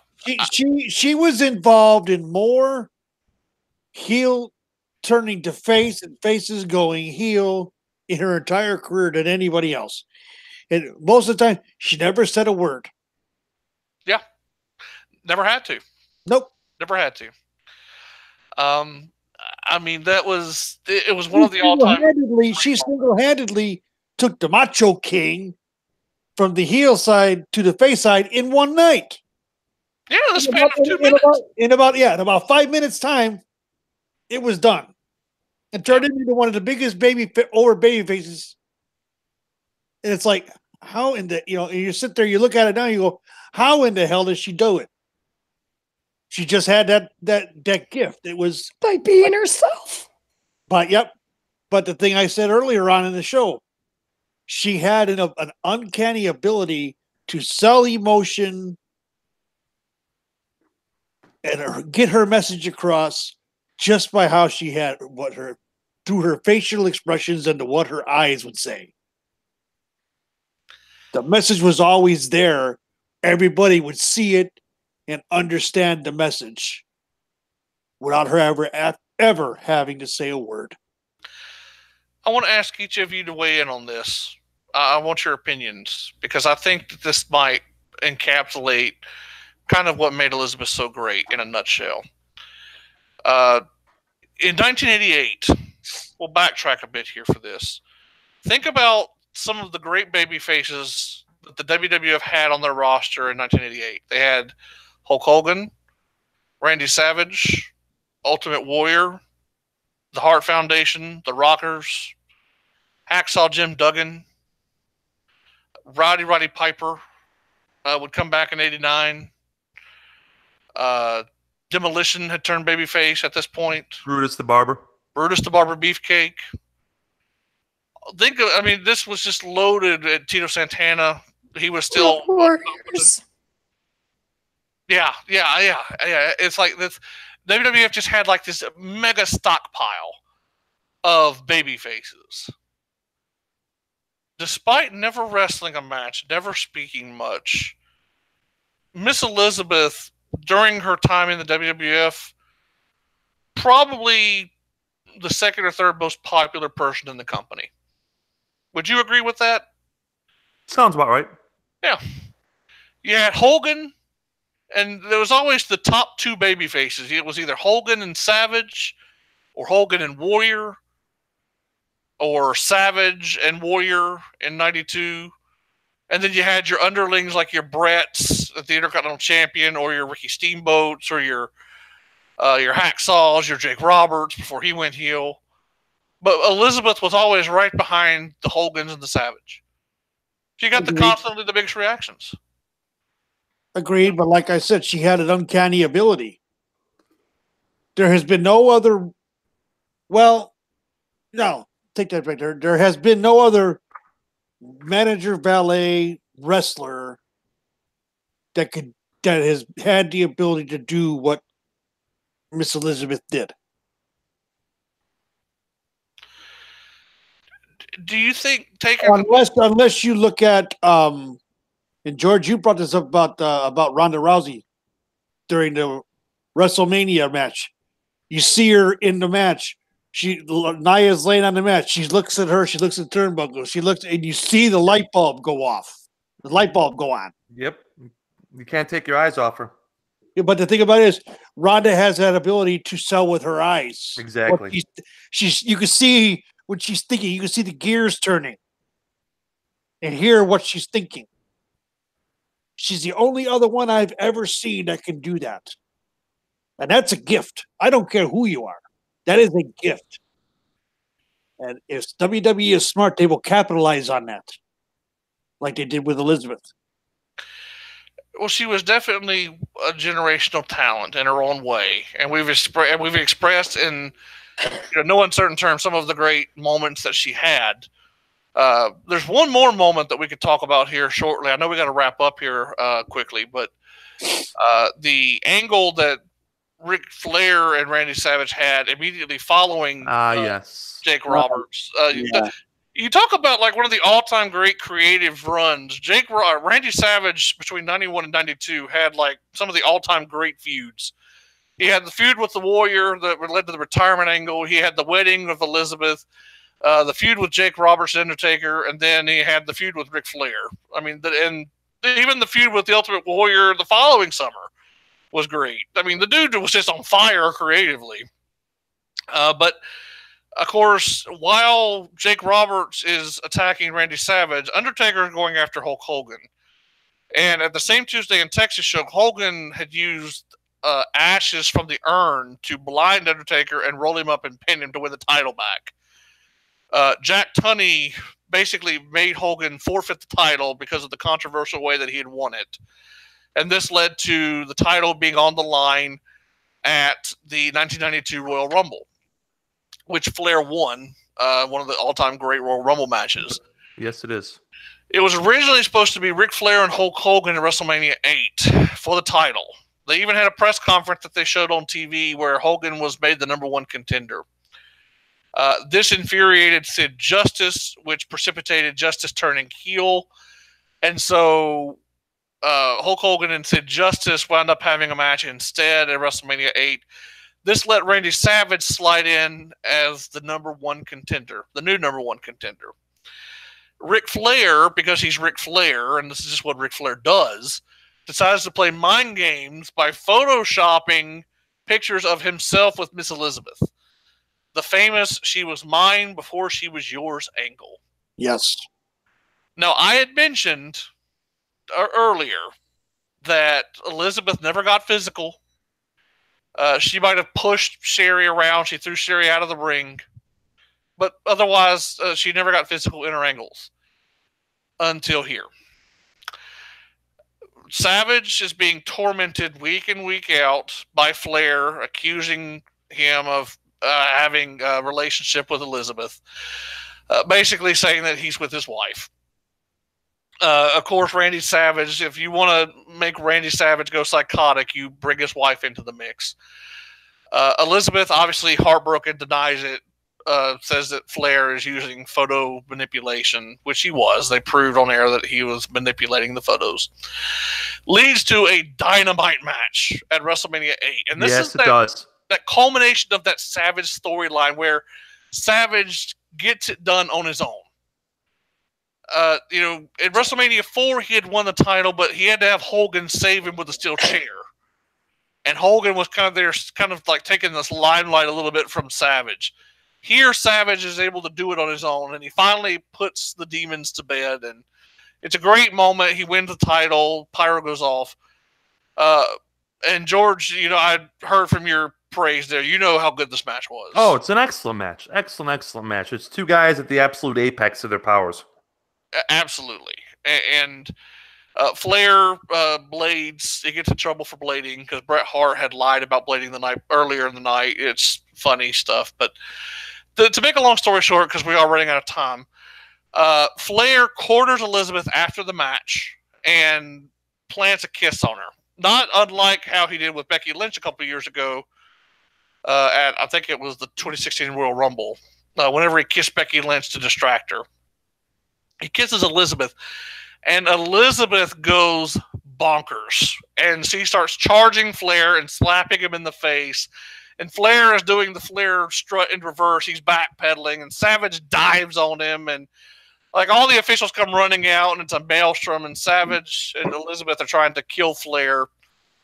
And they finally get Flair bloodied out of there. Then Savage and Elizabeth celebrate in the ring. That was one of the last times Elizabeth was on WWF television. Actually. I think she had a few more television spots after that, but her and Savage split up in real life, and then when that happened, Elizabeth left the company. So WrestleMania 8, in a lot of respects, is kind of the last big moment that Elizabeth and Savage would share in the ring together. And it's pretty much, if you think about it, the end of an era, that show. Oh, yeah. Absolutely.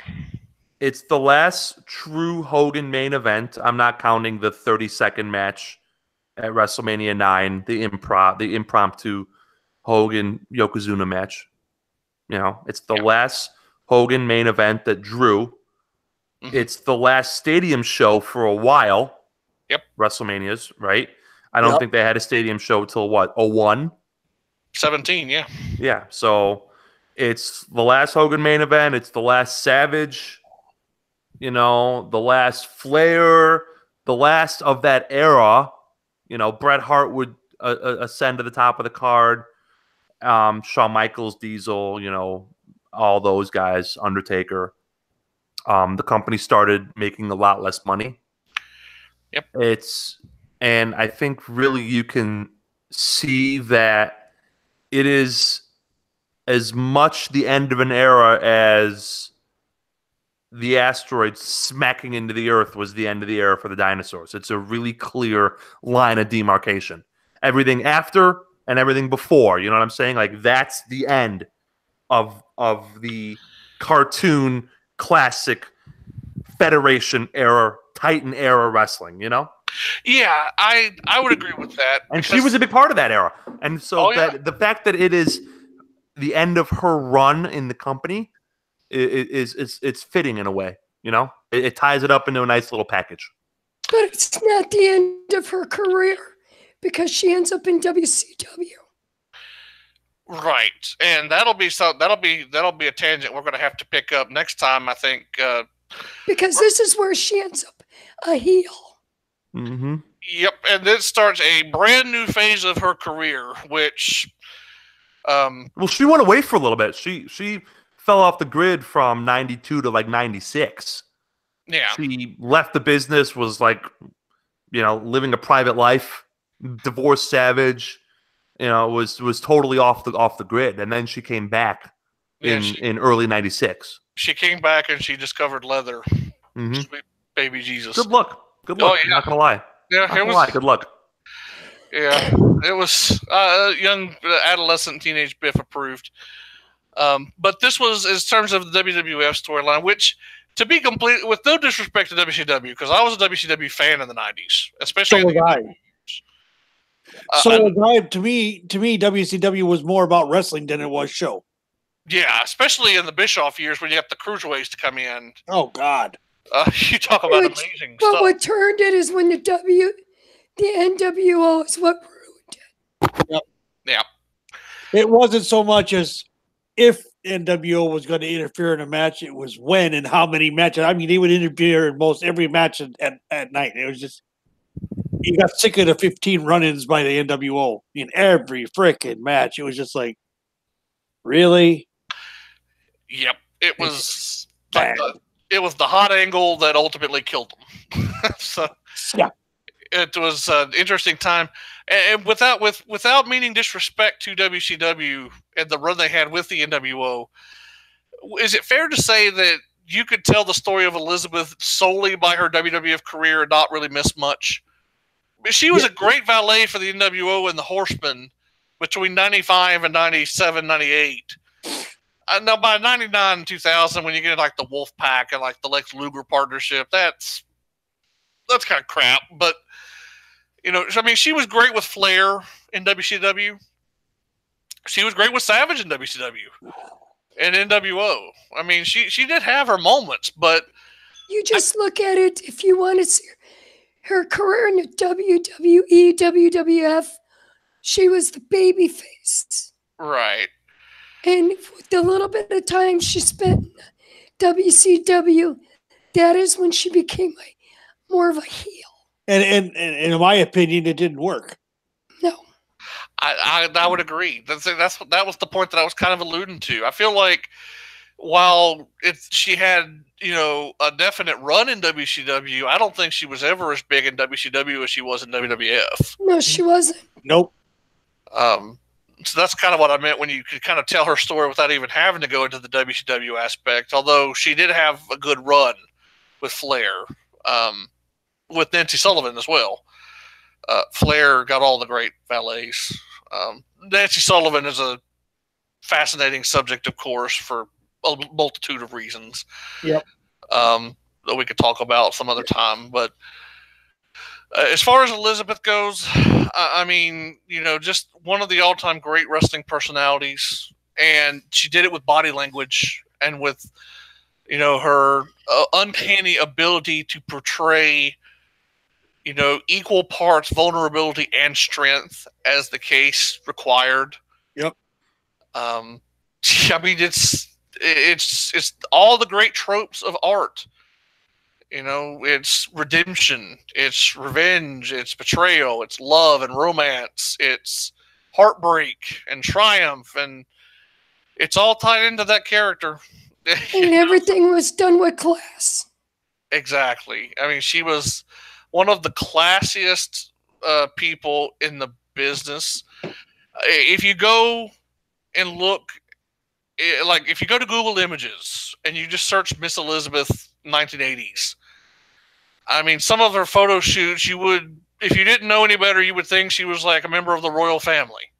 She has on the pearls, the diamonds, the necklaces, the evening gowns, the beautiful attire. The hair is all teased out, which was the big style in the 80s. And, she's just gorgeous. I mean, there's a difference between, a man or a woman who are quote unquote hot, or like physically attractive, good looking, and someone that's beautiful.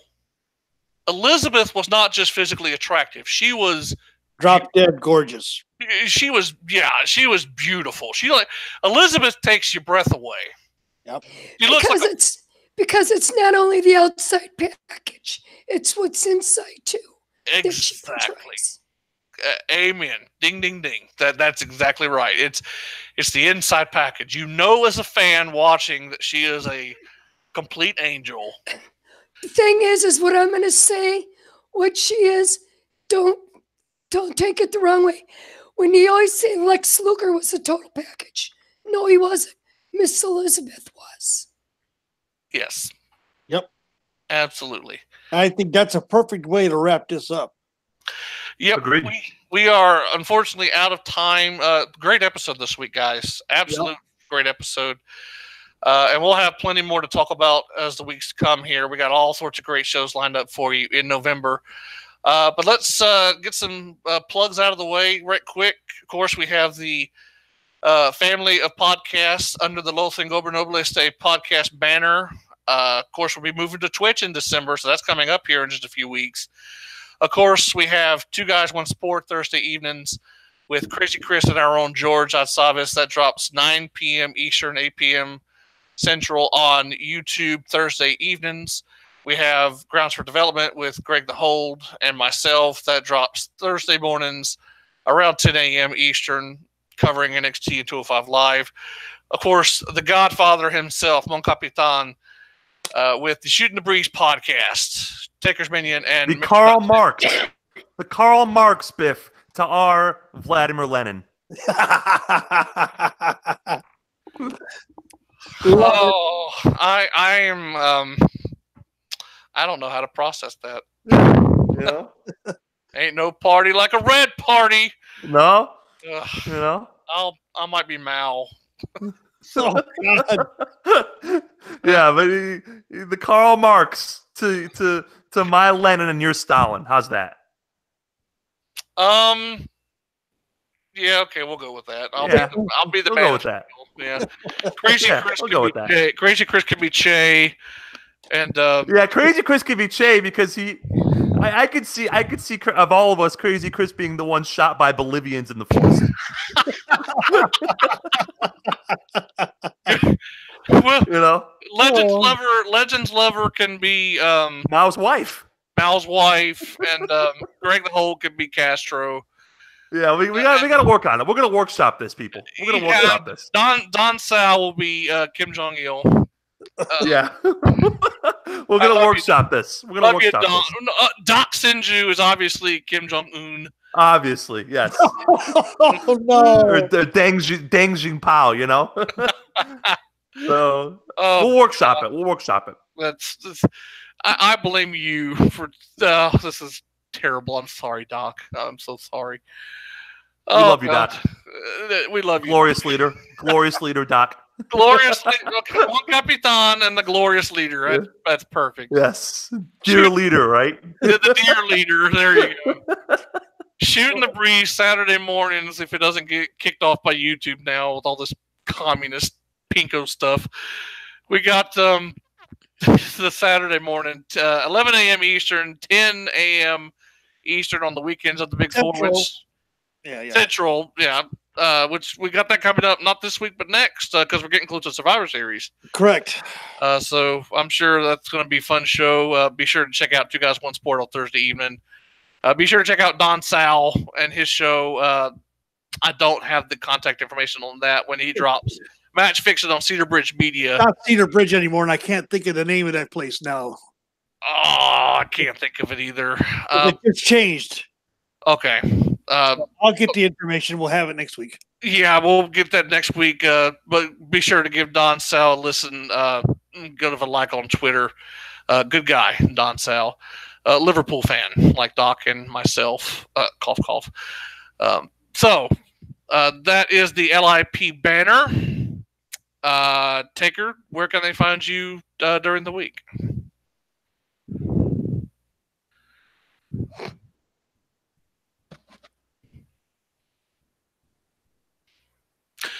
Hello? We lost Taker there. George, where can we find you during the week? At Atsaves, GATSAV as in Victor ES on Twitter and Instagram. My show's Twitter is at 2guys1sport, the number 2 and the number 1, and you can listen to us Thursdays 9, 8 Central. LegendsLover, where can they find you during the week? On Twitter at Windstorm64 and at Connoisseurs of Wrestling every Monday night. And you can find me pretty much the same. I'm at Real Deal Biff on the Twitter, here at the Connoisseurs of Wrestling Monday evenings, and Grounds for Development on Thursday mornings. Think Taker had to step out for a little bit. I know that he's going to have to run here. I'm back. There we go. Contact information during the week. Where can they find you? You can find me at find me on the Twitter machine, of course, at Takers_Minion, and every Saturday morning on Shooting the Breeze, and here every Monday night for Connoisseurs of Wrestling, even though my schedule permitting, because my schedule is such a mess. going to be a lot of changes coming up, but it's going to be a fun time. It's going to be a great time. We've got the move to Twitch coming soon. That's all for this week. We are way out of time, but thank you so very much for listening. Thank you to everyone that was in the chat. We love you guys. You are the reason we do this show. We hope you enjoyed it. This is episode 27 of the Connoisseurs of Wrestling, our Hall of Fame show for the month of November. We are proud to honor the late, great Miss Elizabeth as our November inductee. Thanks for listening, guys. We will see you next week with a brand new episode of the Connoisseurs of Wrestling. Take care. Night. Good night.